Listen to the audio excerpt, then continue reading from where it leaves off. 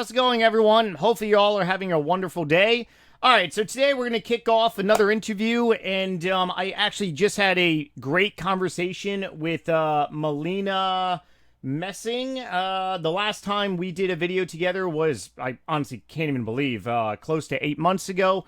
This playlist is going to be the top pinned comment of today's video, so definitely make sure to check it out. There's various videos in here along with various interviews, and this playlist is only going to get bigger over time with more interviews and also more content that I'm going to be adding in here.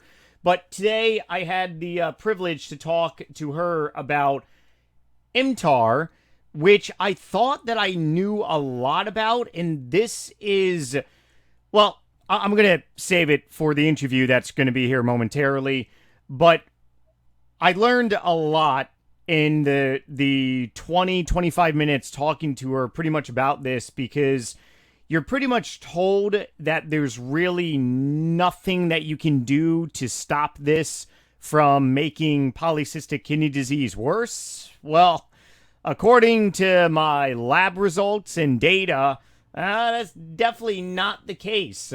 We also went into detail about this word, which I'm probably most likely going to butcher. It's a word very much related to anyone out there following a carnivore diet where you don't consume any dietary carbs and your liver just basically pretty much takes over, because our liver is an amazing organ and they create carbs to fuel our cells. And then also I want to go ahead and put this also as the top pinned comment.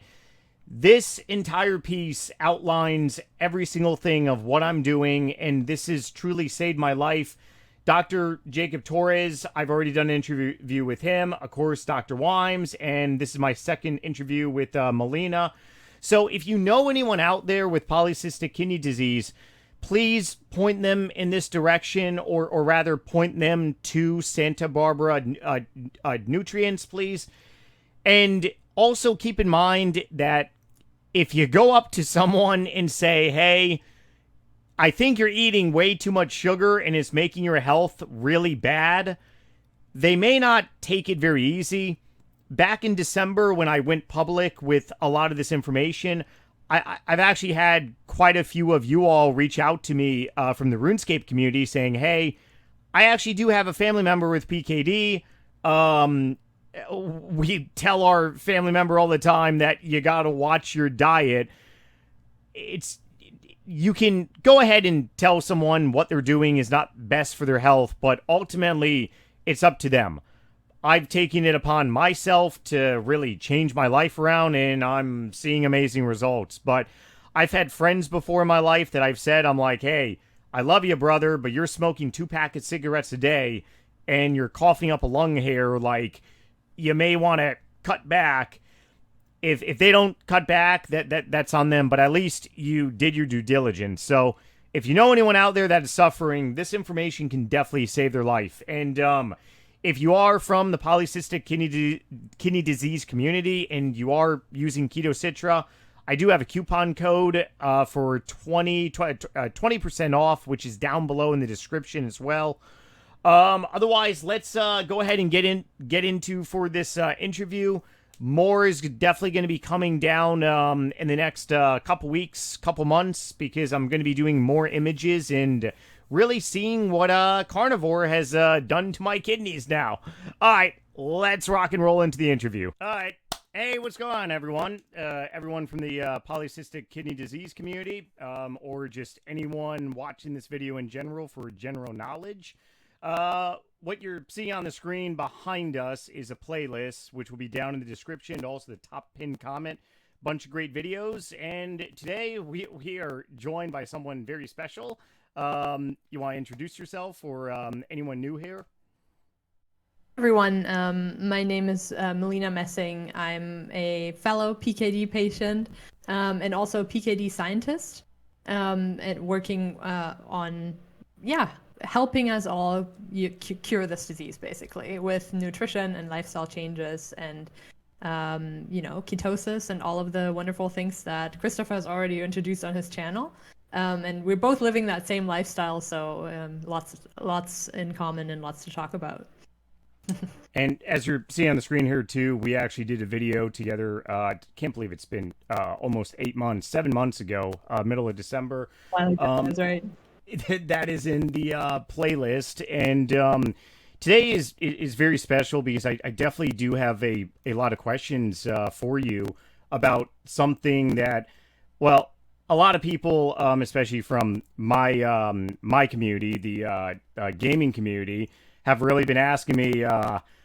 Why do you have things growing inside of you? Like what are causing things? And I wanted to talk about something that I don't really see too often. But then again, everything goes into ketosis, putting your body into a fat burning state rather than a glucose burning state. But I do want to talk about mTOR or how do you pronounce it? mTOR? mTOR. mTOR, mTOR. yeah. Okay, I'm not going to try to pronounce what it actually fully stands for, but we get told that this is obviously causing our issue and there's really nothing you can do about it. And that's really the mainstream like approach is that being on a low carb diet, it doesn't do anything for you. You got this for the rest of your life. These things are just going to progress. Can you please go into detail about how our lifestyle pretty much suppresses this? Yeah, so I guess let's start with what PKD is a mutation usually in PC1 or PC2, which are these proteins found in the kidney. And these proteins sit inside a kidney cell on the cell surface. And when they sense something in the environment, that then passes that signal down into the cell and does a whole bunch of different things. And one of the things that PC1 does control is mTOR, which stands actually for mechanistic target of rapamycin. Rapamycin is this drug. We can talk about that as well. But what it is, mTOR is a protein found inside the cell, responsible for growth or for what we call autophagy, which is basically cleaning up the cell repair and cleanup. And depending on what the environment is doing, it will do different things, right? It will be either like shutting off all the growth pathways, and it will be more towards cell repair and cleanup, or alternatively, if usually under a lot of nutrient abundance, it will turn on the growth machinery and signal growth. And those are all really important things, right? Like none of these is good or bad. They're required at different points during the day and during your life, right? So very natural functions, very, very important. mTOR is found in virtually every cell in the body, doing slightly different things depending on the tissue, but that's kind of the general role that it has. And so it is under PC1's control, and when PC1 is mutated, like it is for us, this control is lacking. So what we see in PKD patients, generally speaking, is that mTOR is always turned on to do this growth and to initiate growth. And so it's part of why we have this uncontrolled, inappropriate cell growth. Yep. And that causes to this expansion inside the kidney of these cysts that we see.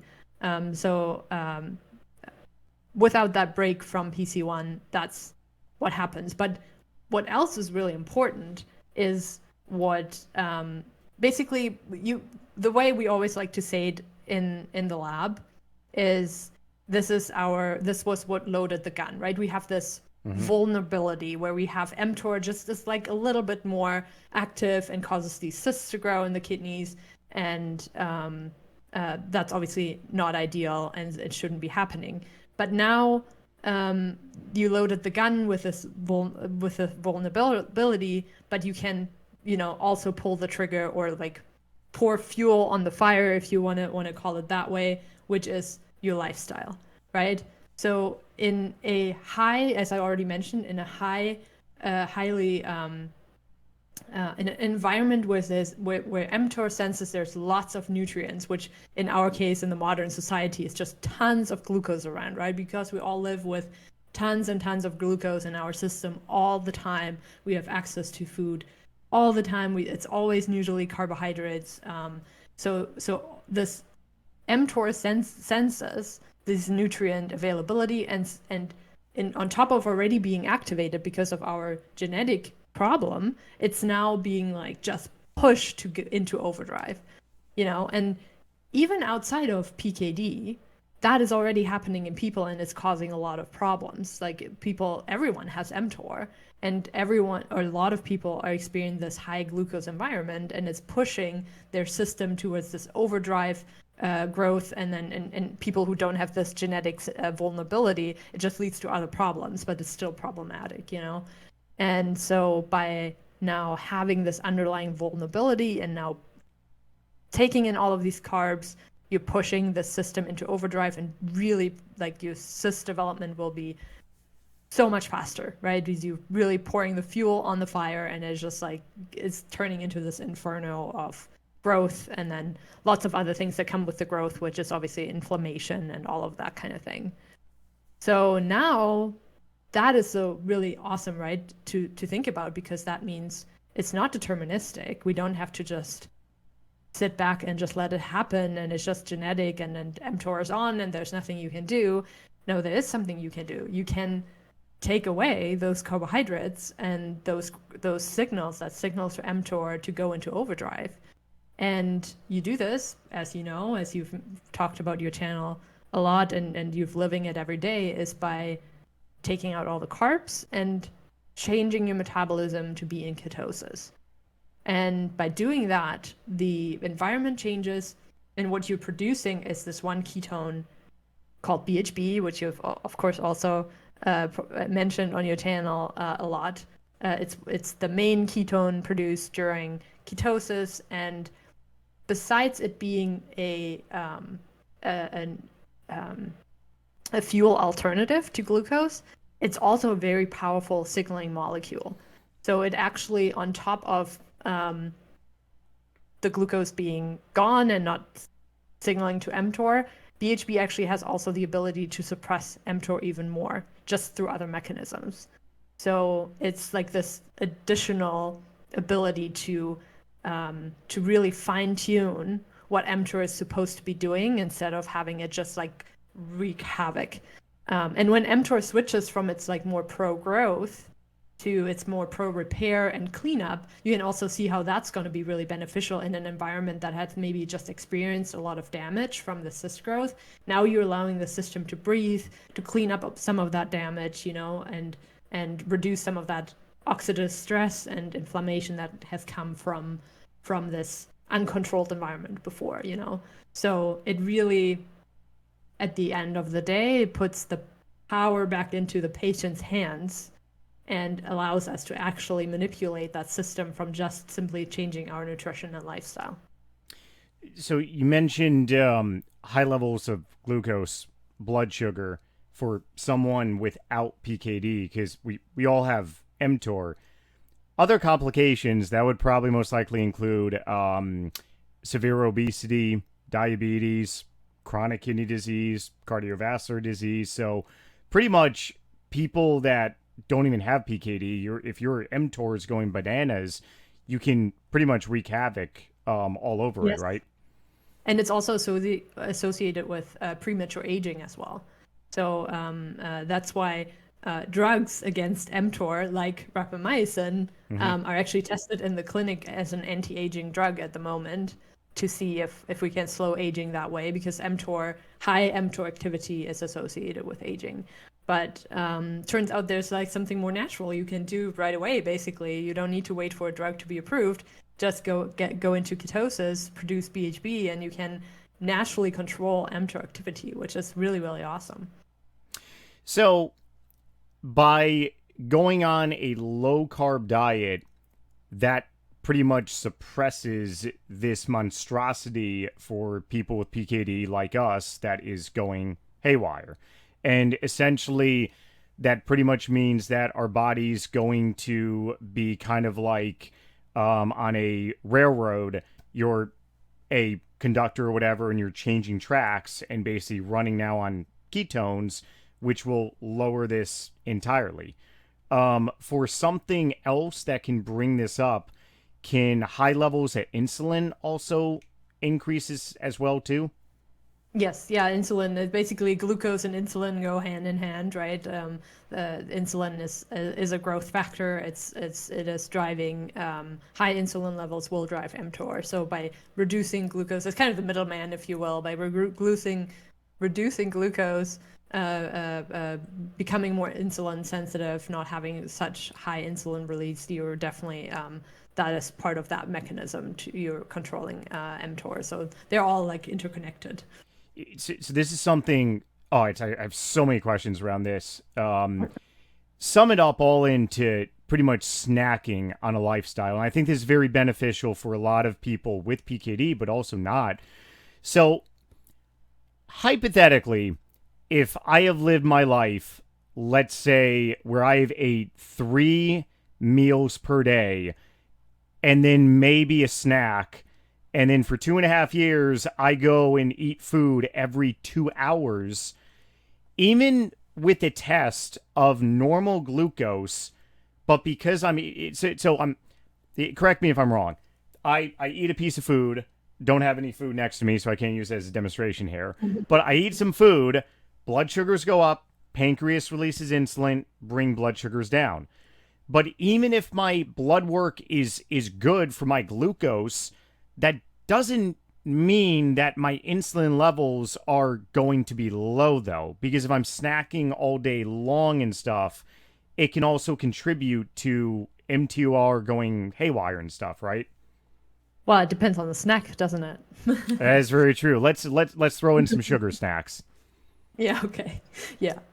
That's right.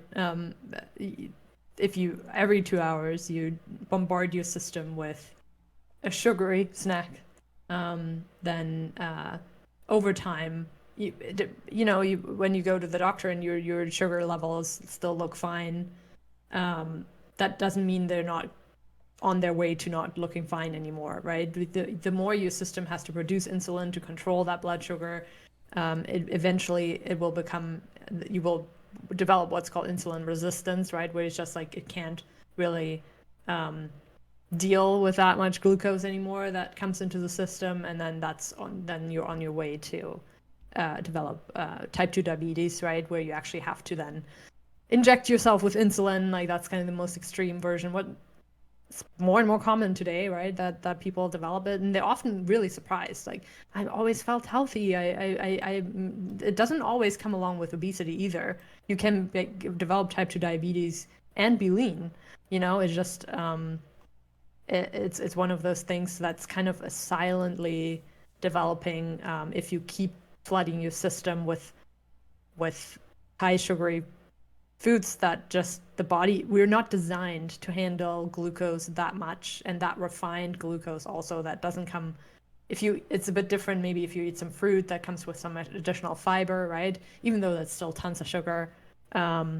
But the way we eat sugar today in this refined form that's like instantly absorbed, our system is not built to handle that, and it will drive havoc in every part of your body, everywhere.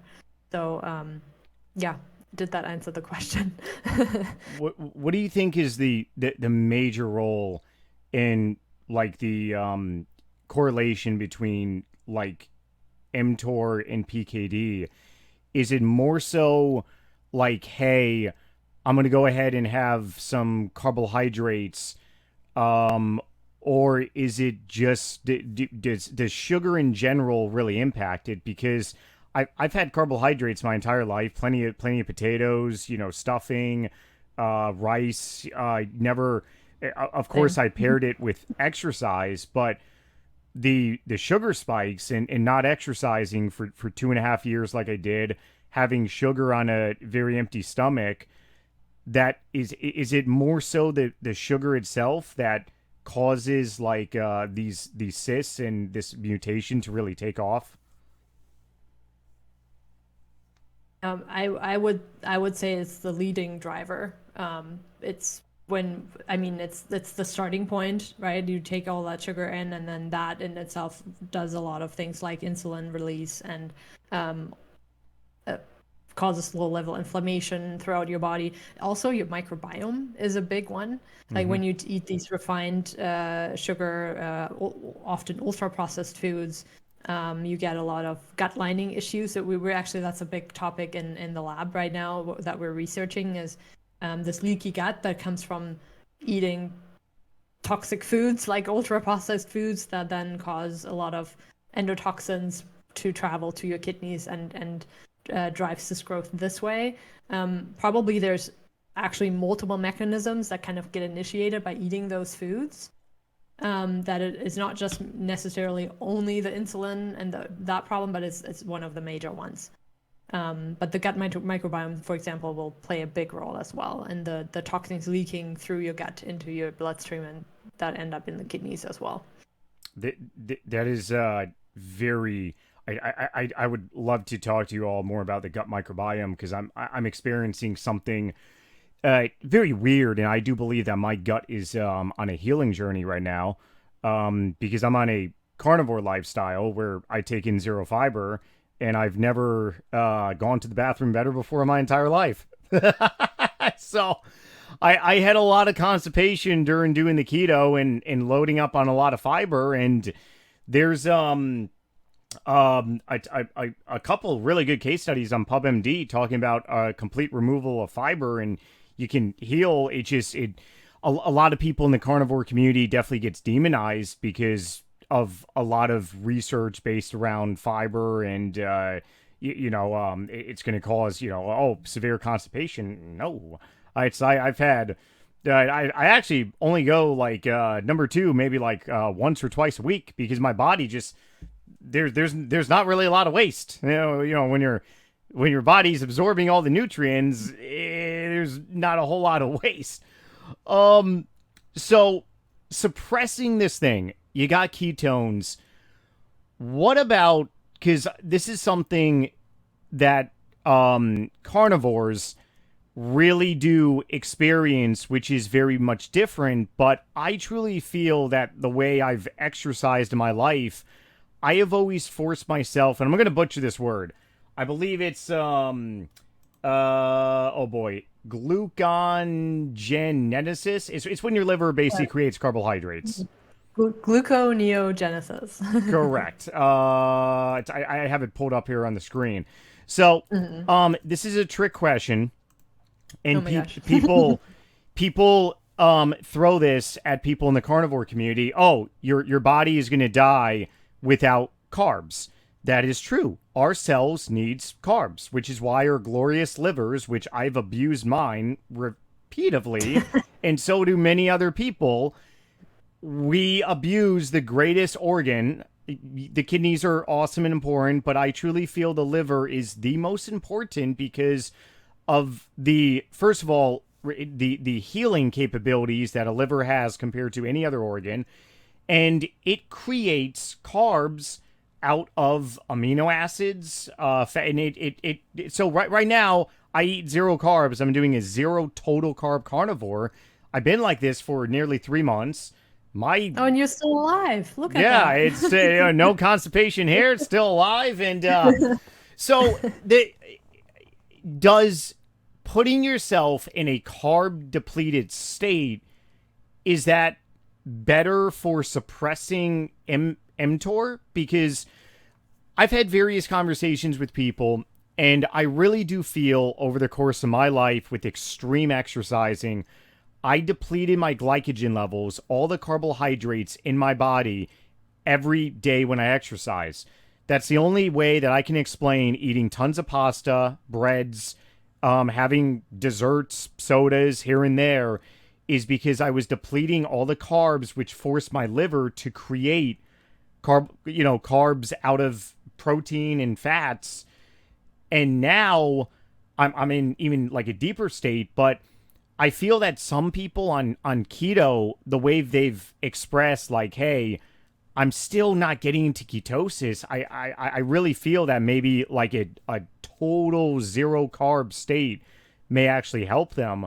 If you wanted to comment on that also, but also, does this process suppress mTOR even more, removing all forms of carbohydrates? Yeah, I mean, I think it's also suppression is not even the word I would want to necessarily use, because you still need mTOR activity, right? Like Yep. growth is an important thing you need.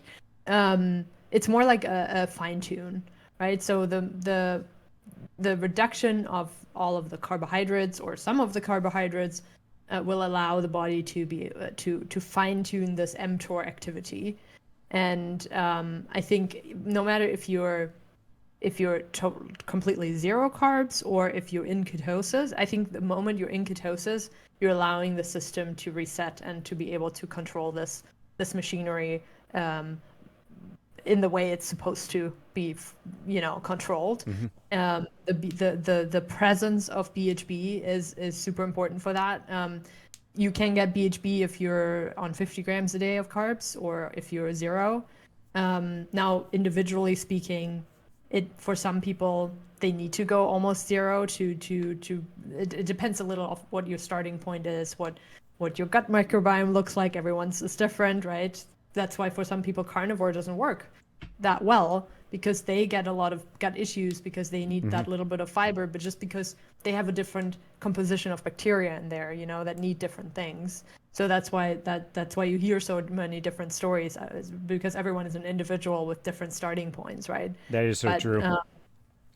I think you don't need to go zero for the mTOR to be suppressed enough or to be regulated in a way that it should be regulated. But you can, and it will still be fine, like it's I wouldn't say, I think once you get into ketosis, you're probably safe to say you're suppressing it in a way that it will be helpful. And if you then take exogenous BHB on top of that, you have even more BHB around to help control the system and the environment, and the mTOR machinery. Does that answer the question? Oh yeah, and I definitely like refine tune, because this disease is basically pretty much a mutation. Pretty much like people like us are X-Men in a way. We're mutants, but yeah, refine tune. I actually like that. That sounds a lot better than pushing it down.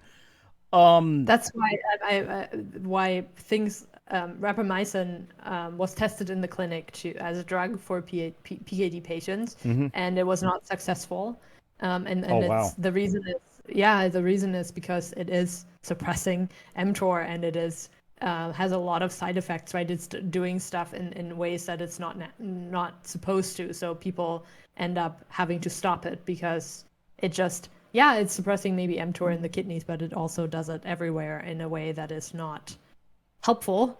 Whereas when you're in ketosis, which is a natural state where the body knows what it's doing, and it can upregulate and downregulate compounds in a way that it needs. You're not flooded with an external drug that the body doesn't know how to handle.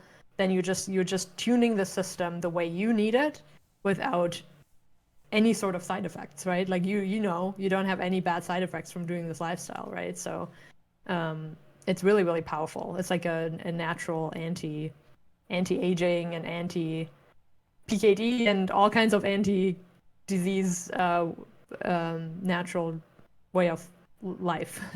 That's scary crazy. I didn't even think so that makes a lot of sense. And that because you hear about this stuff and you do think, okay, so that makes a lot of sense on how, you don't actually want to suppress it with like drugs. You just want to fine tune it to make it work like it used to. Wow, that's something. I'm taking that away as a lesson learned, and also going to be using fine tune now. Hopefully, everyone listening, watching, understands that too. That Yeah, he's just pretty much fine tuning like a train on a train track to go down a smoother than like bumpy glucose like sugar run. Because flooding the system with glucose has kind of the same Yep. effect, right?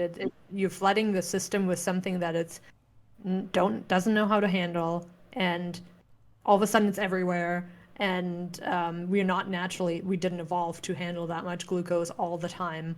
And now you're not allowing the system to respond in a way that it's used to, and then things just are kicked into overdrive. And yeah, the ride is bumpy from there on out. Yeah, yeah, no, it's 110%. I know we got a handful of minutes left here, but I did want to get your opinion. Um, Carnivore for PKD. Um, do you think it's bad at all? Do you think it's just another way to treat it? Because I know there's a lot of people in like our type of community that are really just 100% against carnivore at all. Definitely against the aspects of removing all like plants and carbohydrates from and just relying on protein and fat. But really want to get your opinion, especially as a researcher, scientist, and see if you see like any type of like cracks in carnivore like at itself, or just take away the name carnivore, just being a hunter and gatherer, because that's essentially what it is. Look, if that works for you, I do keto, not carnivore, right? And I just need my vegetables sometimes. Just that my gut is happy with those extra non-starchy vegetables. But if that works for you and you're not like stage 4 kidney failure, right? Like that, I would say once you get to that point, if you that's your starting point, stage 4, you need to be a bit more careful with the types of foods that you're consuming. But if you have full kidney function and you feel good, and these are the foods that work for you, that allow you to be in ketosis, which is the number one thing I think matters, is that you're in ketosis. Have BHB around to help all of these different with all of this different signaling in the body. I think that's great. What people, especially for kidney, are going to say, are you going to kill your kidneys with all of that protein, right? That's what we hear all the time. That's still when you go to the nephrologist, they will tell you, oh, you need to cut the protein. And if you say carnivore, people associate that with, oh, that's high protein, that's going to kill your kidneys. The more the evolving research, like the research that has come to light in the last I would say a decade, is pointing to protein being absolutely, it's not pointing to, in my mind, from my science perspective, clear that protein is essential for health. We need protein for survival. It's literally, you cannot live without it. You need it if you're, even more so when you're muscle building, exercising. It is absolutely essential. Cutting protein has a lot of really, really negative health consequences. If you have fully function, like you have normal kidney function, protein is absolutely not a problem. It's not going to kill your kidneys, and so carnivore is totally fine. I think there is something to fiber and fermented foods that support your gut microbiome. But again, that really depends on what your starting point was, what type of gut bacteria you have. Your gut microbiome is probably very different from mine. And so you probably not having vegetables and you feel good and you feel like you have a normal, like you're not constipated and all of those things, that means probably your gut bacteria are really happy with carnivore. Right? And mine are probably a little bit more that they need that fiber and that maybe those fermented foods, they make me feel really good and regular and all of those things. So it's a little bit of an individual experience, whether you do keto or full carnivore. I'm in support of either one. I think the center of it for us both is ketosis, which is the number one thing that's important. Last quick question: sugar and alcohol pretty much kills your gut microbiome, right? Yeah. Okay, yeah. I did a lot of that in 2.5 years, which explains why I've now had to move into zero fiber to truly Yeah. heal a lot. I know you got to take off. I just want to say thank you once again for everything you guys do at Santa Barbara Nutrient. And really looking forward to talk to you again, especially about your upcoming launch of the Renew program. Some exciting data that you have to share soon, right? Like I'm really excited to talk about that in the future. We will be doing, or when if you want to talk really quickly about that, about potentially getting together again for maybe another video going over sizes, right? Yeah, that's right. Yeah. It's just a teaser for your audience that's coming soon. Yes. MRI sizes from last year's MRI to this year's MRI. We're going to go over some of the data because it's definitely very shocking and hopefully really motivates a lot of people in the PKD community. That's right. I'm excited for that chat in the future. Definitely. Thank you once again, Mel, for everything you Thanks do, for and having me on. thanks for doing this interview. Yeah, anytime.